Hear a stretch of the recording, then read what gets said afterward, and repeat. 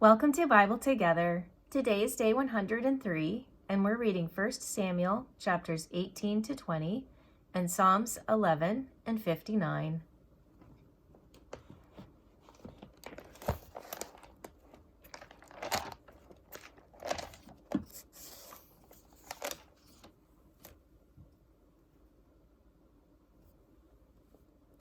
And it came to pass, when he had made an end of speaking unto Saul, that the soul of Jonathan was knit with the soul of David, and Jonathan loved him as his own soul.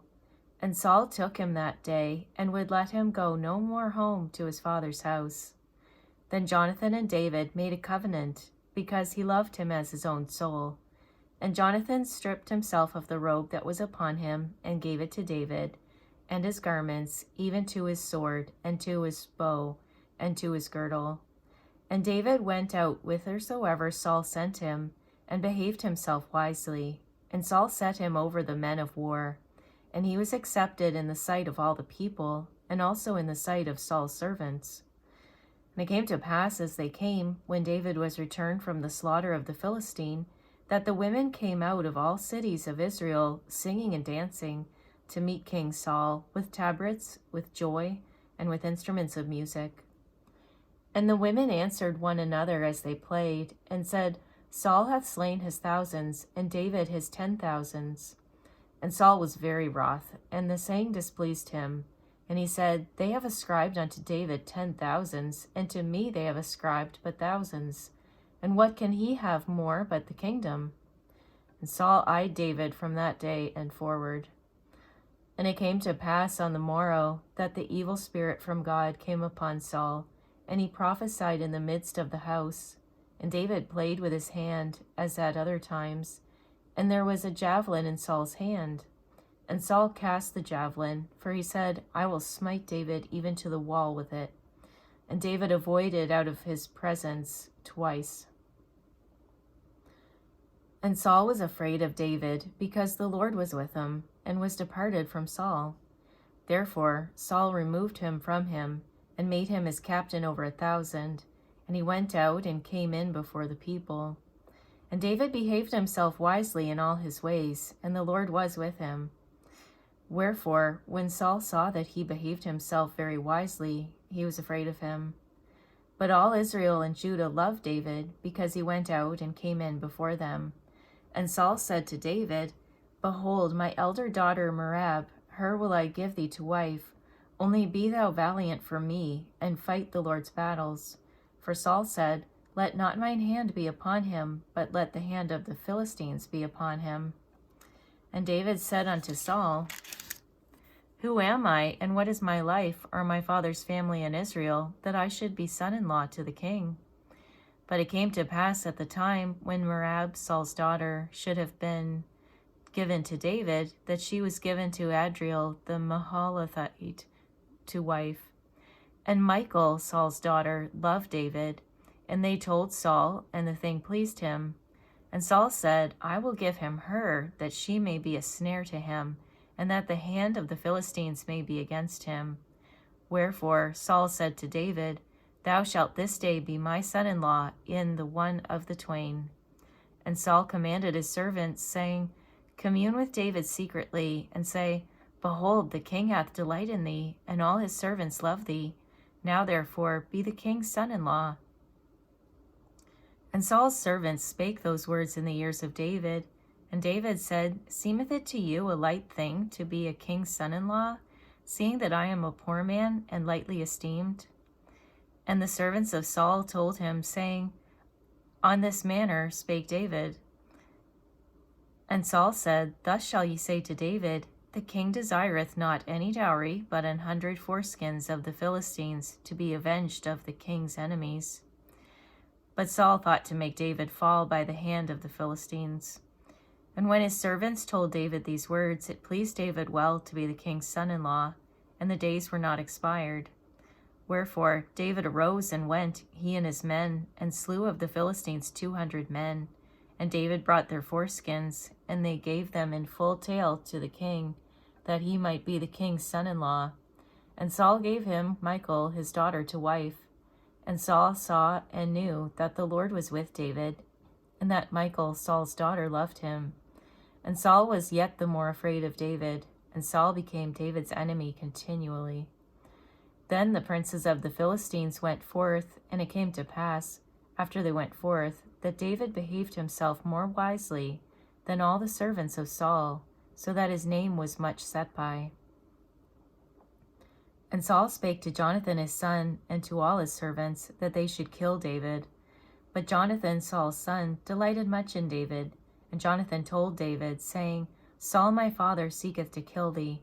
Now therefore, I pray thee, take heed to thyself until the morning, and abide in a secret place, and hide thyself. And I will go out and stand beside my father in the field where thou art, and I will commune with my father of thee, and what I see, that I will tell thee.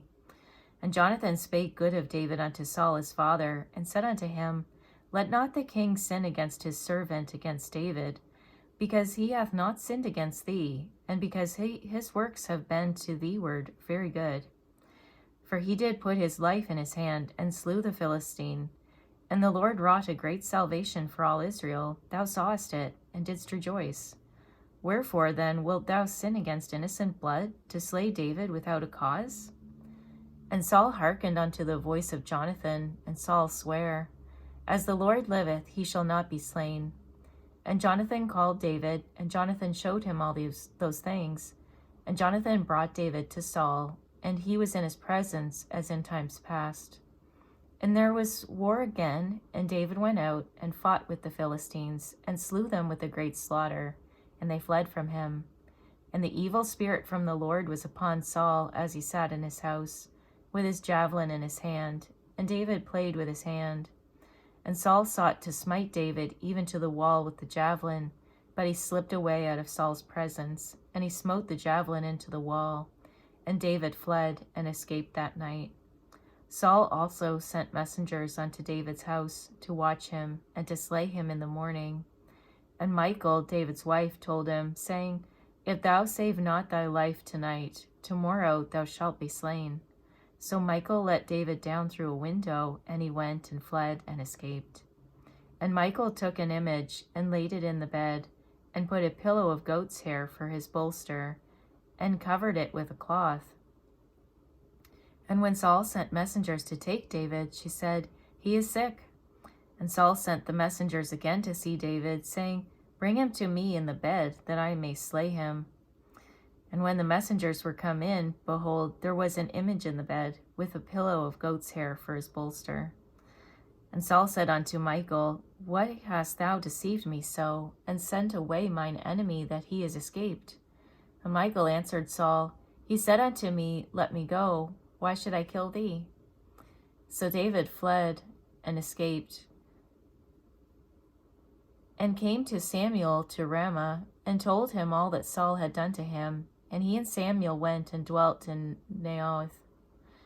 And it was told Saul, saying, Behold, David is at Naioth in Ramah. And Saul sent messengers to take David.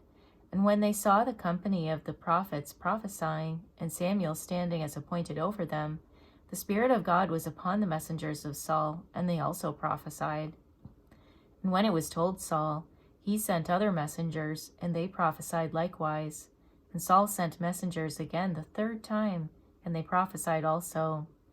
Then went he also to Ramah, and came to a great well that is in Secu.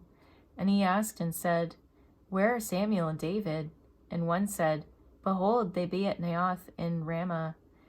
And he went thither to Naioth in Ramah, and the Spirit of God was upon him also. And he went on and prophesied, until he came to Naioth in Ramah. And he stripped off his clothes also, and prophesied before Samuel in like manner, and lay down naked all that day and all that night.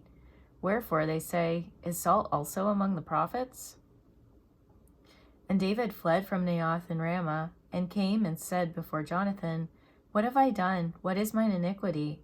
And what is my sin before thy father, that he seeketh my life? And he said unto him, God forbid, thou shalt not die. Behold, my father will do nothing either great or small, but that he will show it me. And why should my father hide this thing from me? It is not so. And David sware moreover, and said, Thy father certainly knoweth that I have found grace in thine eyes, and he saith, Let not Jonathan know this, lest he be grieved. But truly as the Lord liveth, and as thy soul liveth, there is but a step between me and death. Then said Jonathan unto David, Whatsoever thy soul desireth, I will even do it for thee. And David said unto Jonathan, Behold, tomorrow is the new moon, and I should not fail to sit with the king at meat. But let me go, that I may hide myself in the field unto the third day at even. If thy father at all miss me, then say, David earnestly asked leave of me that he might run to Bethlehem his city, for there is a yearly sacrifice there for all the family. And if he say thus, It is well, thy servant shall have peace. But if he be very wroth, then be sure that evil is determined by him. Therefore thou shalt deal kindly with thy servant, for thou hast brought thy servant into a covenant of the Lord with thee. Notwithstanding, if there be in me iniquity, slay me thyself, for why shouldst thou bring me to thy father? And Jonathan said, Far be it from thee, for if I knew certainly that evil were determined by my father to come upon thee, then would not I tell it thee? Then said David to Jonathan, Who shall tell me? Or what if thy father answer thee roughly? And Jonathan said unto David, Come, and let us go out into the field. And they went out both of them into the field. And Jonathan said unto David, O Lord God of Israel, when I have sounded my father about tomorrow any time, or the third day, and behold, if there be good toward David, and I then send not unto thee, and show it thee, the Lord do so, and much more to Jonathan. But if it please my father to do the evil, then I will show it thee, and send thee away, that thou mayest go in peace, and the Lord be with thee, as he hath been with my father. And thou shalt not only while yet I live show me the kindness of the Lord, that I die not, but also thou shalt not cut off thy kingdom from my house forever. No, not when the Lord hath cut off the enemies of David, every one from the face of the earth. So Jonathan made a covenant with the house of David, saying, Let the Lord even require it at the hand of David's enemies. And Jonathan caused David to swear again, because he loved him, for he loved him as he loved his own soul.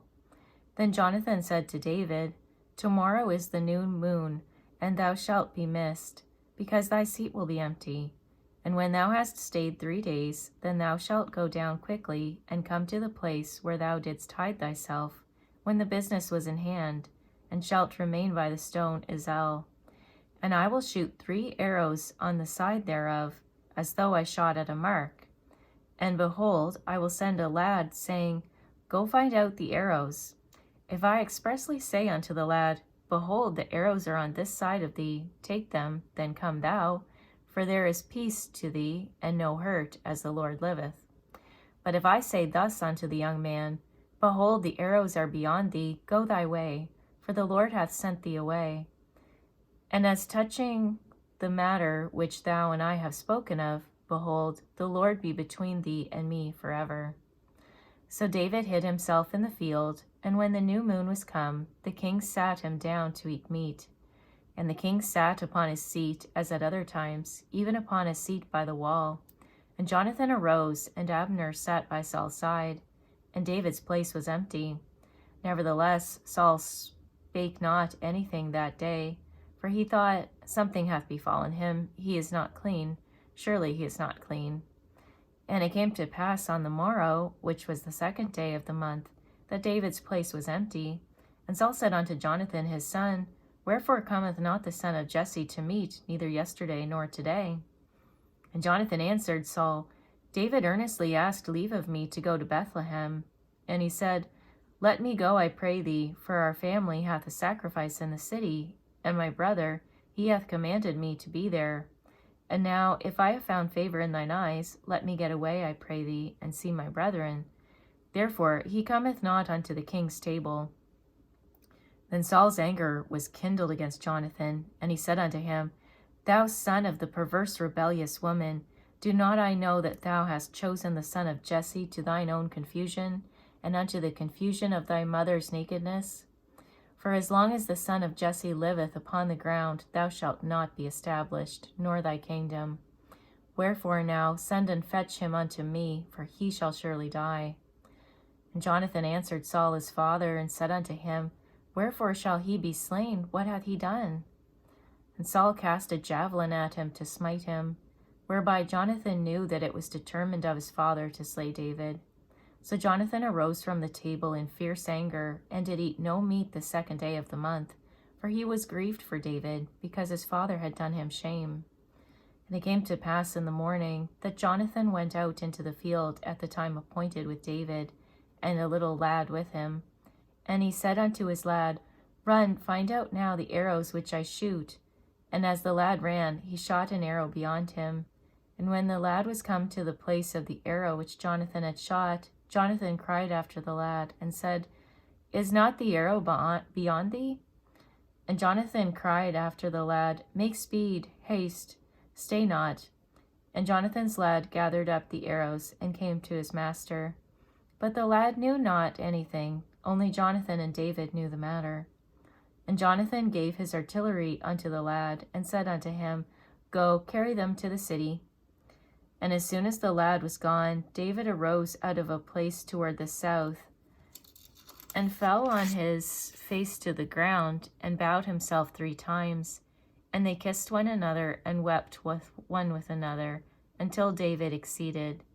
And Jonathan said to David, Go in peace, for as much as we have sworn both of us in the name of the Lord, saying, The Lord be between me and thee, and between my seed and thy seed forever.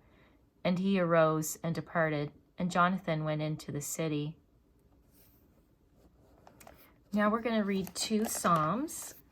The first is Psalm 11.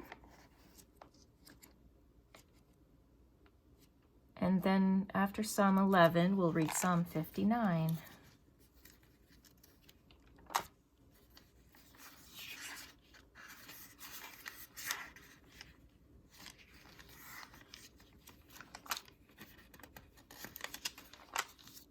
There we go.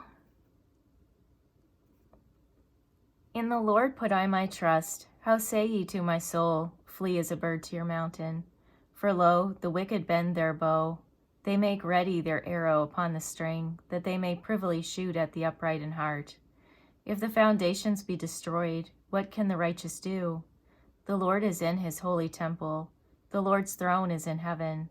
His eyes behold, his eyelids try, the children of men.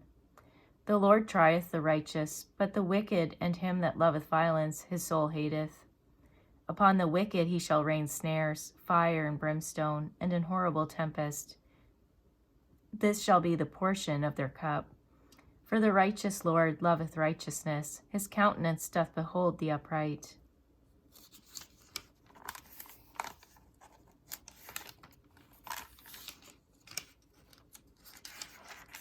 Psalm 59.